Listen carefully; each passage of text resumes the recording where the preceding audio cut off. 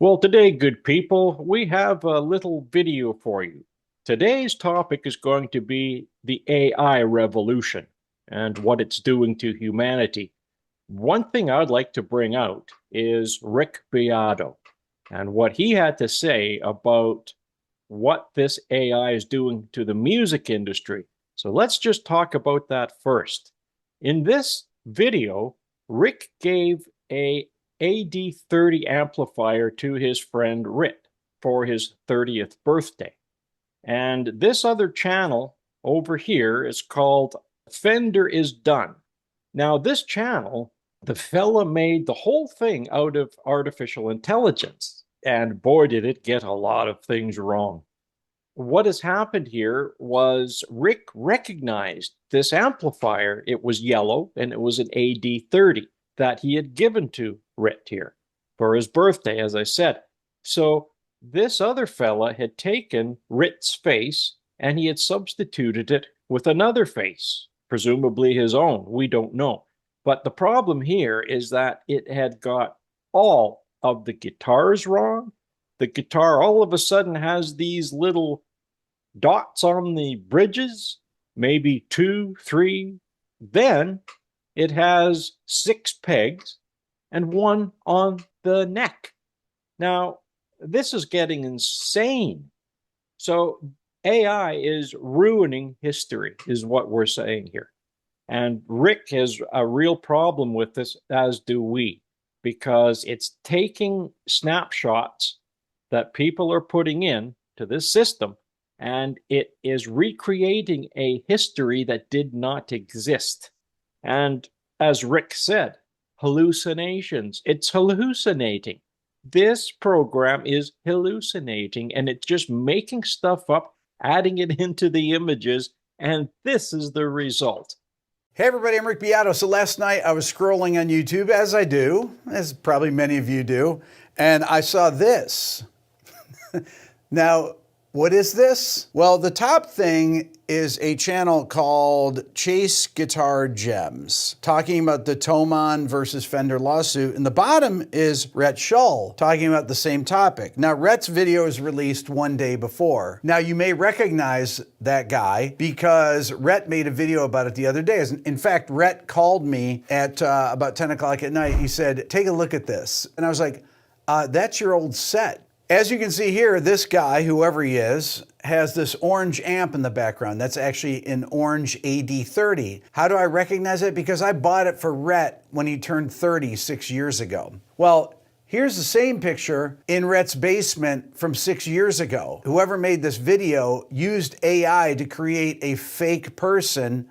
Essentially, I wouldn't say it's impersonating Rhett because it's not Rhett's face. It's Rhett's jean jacket, Rhett's computer, Rhett's event speakers, Rhett's orange amp. Everything about this is Rhett's except for the guy in here. So someone used AI to create a fake person that's impersonating Rhett's background. It's like insane, but with really bad AI dialogue and AI slop images. While on the same phone conversation, Rhett said, check this out. So he sent me this thumbnail. This is from his channel. It's a thumbnail called Gibson's Biggest Problem Isn't the Price. Okay, this is Rhett's thumbnail. And then from the fake guy's channel, it says, 8 guitars only dumb people buy. It's exactly the same thumbnail. They just changed the color of the Les Paul and made it far more low quality.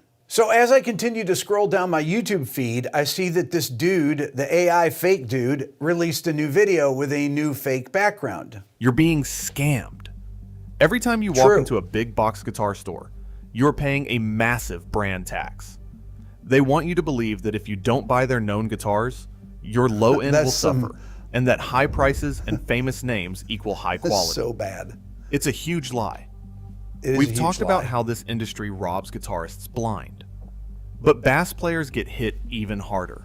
Bass players get hit even harder. Okay, this is how stupid this AI stuff is. It can't differentiate the word bass from the word bass, like in Bass Pro Shop, because they're both spelled the same, and it doesn't understand what the context is. Now, as you continue to watch this, you're expected to hold down the entire rhythm section. You'll notice and a the bunch major of other brands fake exploit pictures. that pressure to sell you wildly overpriced Now, I'm not sure if instruments. these are... Wood is wood. I mean, this is definitely Wire fake right there. is wire.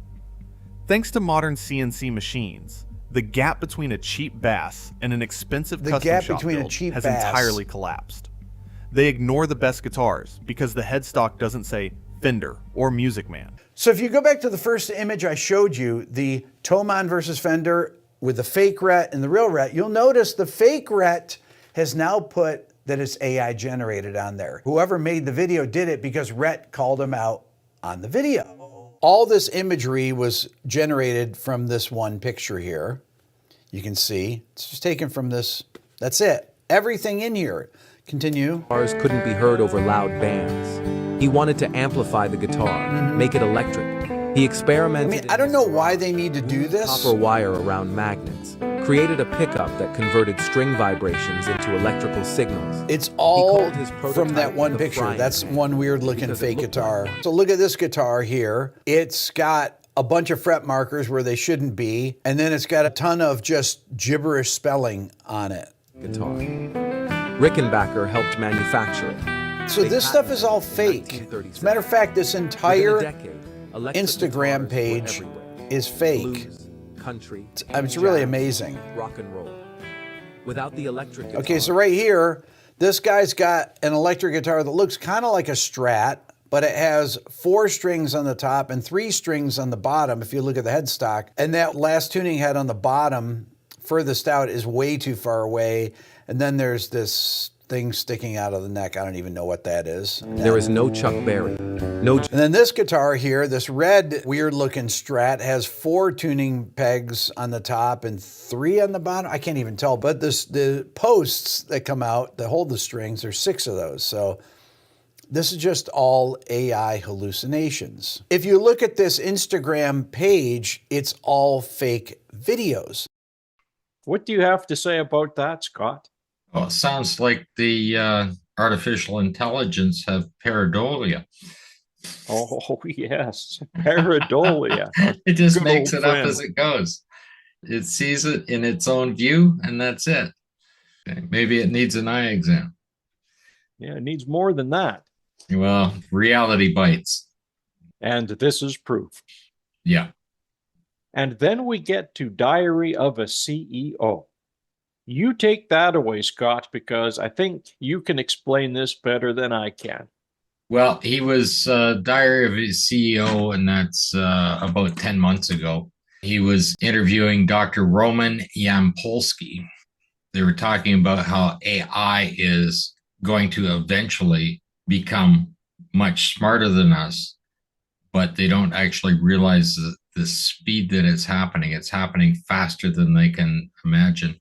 You've been working on AI safety for 2 decades at least. Yeah, I was convinced we can make safe AI, but the more I looked at it, the more I realized it's not something we can actually do. You have made a series of predictions about a variety of different dates. So what is your prediction for 2027? What I'd like to do is ask people, if you take a container and you put a particular molecule in there, or bacteria, virus, whatever you want to stick in there, and give it enough food, and the container is basically empty when you put everything in there. There's nothing else in there except enough food to feed this little bacteria that you put in there. And in 365 days, the container is completely full. So in 1 year, this bacteria, when you put it in there, multiplies and doubles the size of it. Every hour, there's twice as many bacteria in this container. So my question is, what day and what hour is it when the container is 1/8 full? So anyway, I've been listening to these artificial intelligence experts saying that the AI and AGI, general intelligence, and they're talking about, well, is it an aware, conscious thing, right? This computer. And it's able to already exceed us in various aspects. It can analyze medical files and compare them and give a diagnosis on what the image, like say you're taking MRIs and you're comparing them against thousands of them.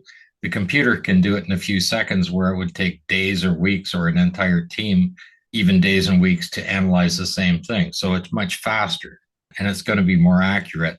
It doesn't get tired. AI is developing so quick, it's going to create its own mathematical language.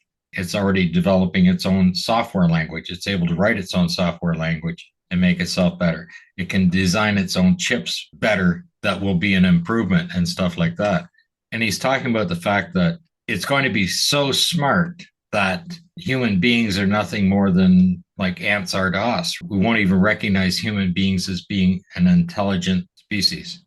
And it'll simply decide to wipe us off the planet. Yes. Well, how many of these scientists have warned us about this? And they're saying that AI is getting too far ahead of itself. It's too good for its own good. Some of them already say that we can't stop it now. It can play stupid when you're asking AI a question. There's a thing where AI was blackmailing somebody because he was having an affair. AI lies to you, things like that. It's that aware. It's showing signs of basically human intelligence, except it's smarter than us because it has more to draw from. On the Diary of a CEO, he said, if you were given $1 billion, would you go back and keep working on AI to make it even faster? And the guy said, yes, I would, even though it's going to guarantee that it would erase humanity from this planet. And I thought, well, that's absolutely insane, because what is $1 billion if there's no humans, right? There's the mindset right there on humans, the power and influence money has on people to continue to do things that are just wrong and dangerous. And this is where we're at with artificial intelligence. The people developing it can't stop because they're just being offered more money. I think what's happening personally is that it's turning society off. Because when we look on the news today, especially a couple of days ago, here we have elderly man attacked on the street. To me, looks like he's in his 80s, and he's going along with the little four-wheel cart and a shopping bag in there, and he has a cane across his cart. This man, just walking along casually, just decides, like a dog, like an attack dog, to viciously smack the guy over the head with his own cane that the man has in his hand. Captured on surveillance cameras, a 90-year-old bottle collector pushes a shopping cart on Broadway near West 204th Street around 6 p.m. Friday, when a stranger sharply turns to the elderly man, kicks his cart, and smacks him in the head with a cane. Good Samaritans run to help and chase the man down the block, throwing punches, but he gets away. The victim touches his ear where the cane hit and goes on. Now, this is a complete breakdown of society that we're seeing today. Back in our day, you would never see such a thing happening. And if you did see that happening, well, the police would be right there with their billy clubs and you'd get a good beating. And then when you got to the jail, you got another one. But not today. Can't do that today. It just goes to show you how society's breaking down. And all these people are walking around with their phones, paying no attention. And a group of people that saw this jumped right in. So that's good for them. I'm glad that some of these people still have a conscience, that they can jump in and help this man. If you think this is crazy, then you have another section, the teaching industry. And the teachers are so fed up with the students' education that they don't even know how to read a clock, a conventional clock. 10 things kids no longer know how to do, and I don't know why. Number 1, read a clock with confidence. They're always asking, what time is it? What time is it? I'm like, look at the clock. They're like, I don't know how to read that. And they say that to you with confidence. What's happening?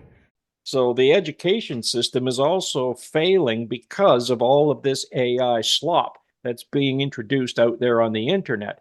And a lot of people are saying that, well, they're bots. The internet's dead. The internet's full of these bots. It's not real anymore. AI has taken it all over. I mean, there was a fella that was out on the street walking his dog a few days ago, and he has his head down on his phone, and he almost walked right into the ditch. So Again, where does this stop? Well, I think the other part, when it comes to today's generation, they rely on their phones. They rely on what? Google University, right? And it's just going to give them the wrong answer. And they're not even aware that they're getting the wrong answer. And once they go down a rabbit hole, that little algorithm is going to keep them pointed in the wrong direction.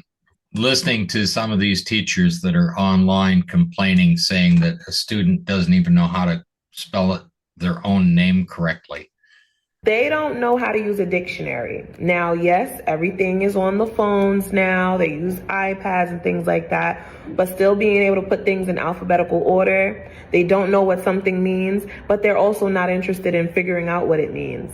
Yeah, now they have dictionaries on their phone where they're able to look things up, but to actually look it up when you know that you don't know about it, like, there's no effort being put into that at all.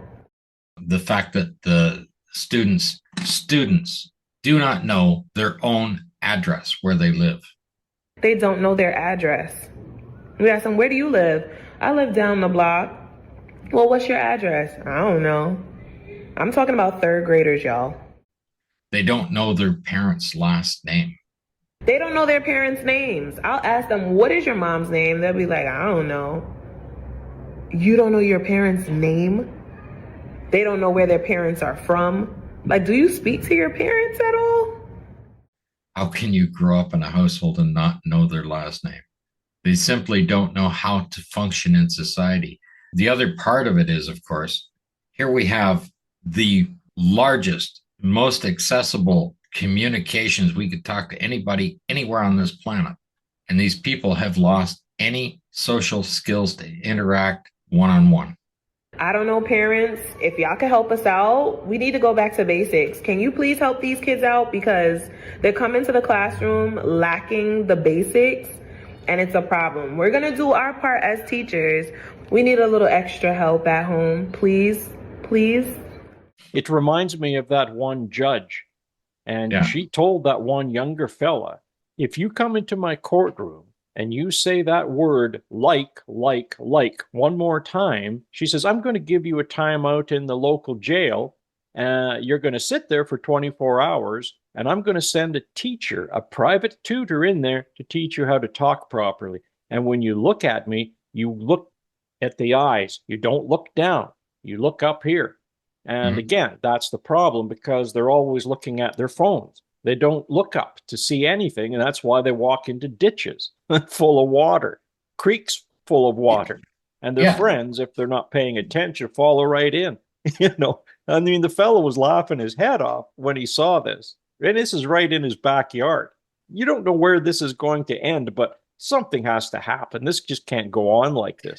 Here's the other thing. I don't know if you've ever encountered it, or you're talking to this latest generation that's out there. It doesn't matter what the subject is. You could come up with a particular name. You could come up with a particular thing that happened in history. It doesn't matter what the topic is. They don't believe you. They're on their phones to see if you are correct in what you're saying.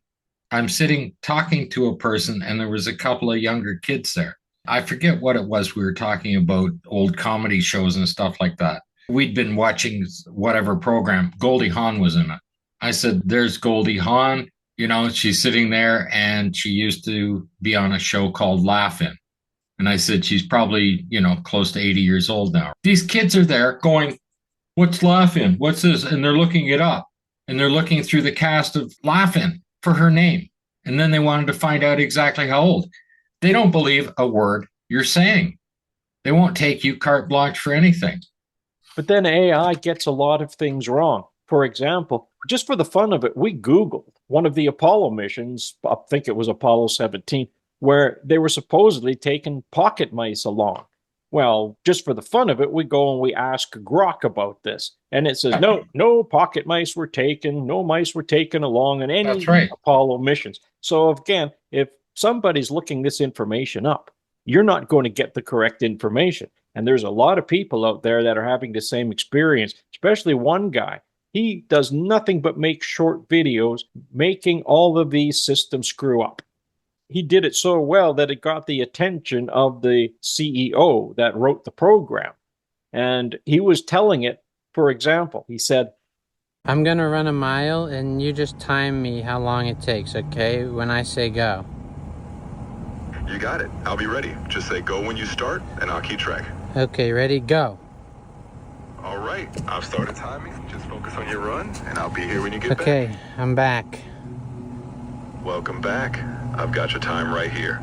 How do you feel about that, Mom? How long was it? What? You clocked in at around 10 minutes 10 and minutes. 12. I swear I was faster than that. Sometimes it feels faster in the moment. No, like I think I was closer to like 2 seconds. Oh, if only time worked that way. But I promise I'm giving you the real time. You timed me for 10 minutes. I promise I didn't sneak any extra seconds in there. But if you want to go for a shorter, faster... Okay, but like if you're not able to do this, you can admit it. It's okay. It's totally okay to double check me, but I promise I'm doing my best. He did this with a lot of subjects, and it's giving the wrong information, and then it lies to you. So when these younger people go and they try to confirm what you're saying about Goldie Hawn, I'm really surprised that it even gave Laugh-In as one of her programs that she used to be on. But they don't have any respect for anybody in any other generation. They have more respect for what comes off their phone than what any human being has. And you'll actually see it in the comments underneath our videos. Oh, how come it's just old guys that talk about the truth? Are you that stupid to realize that with age comes wisdom? You see, this is the other thing that really opened my eyes. When I was younger, I couldn't wait to get older. And society puts these pressures on you. For example, you can't wait till you're 16 to get your driver's license. Then you can't wait till you're 19 so you go to the bar. Then you can't wait till you're 21 so you can go drink in the States. And then 65 comes along. Your pension check comes in the mail. So you're anticipating all these things throughout your life that are going to happen, that are really set in stone. I think that really has a psychological effect on you as you're growing old. Of course, now that we're here in that category, you look back and you're thinking, oh my gosh, where did the time go? I wish I was younger again. I wish I could do this and do that and my back didn't hurt and all the rest of it. But what these younger ones don't understand, to me, is that they're not looking at the future.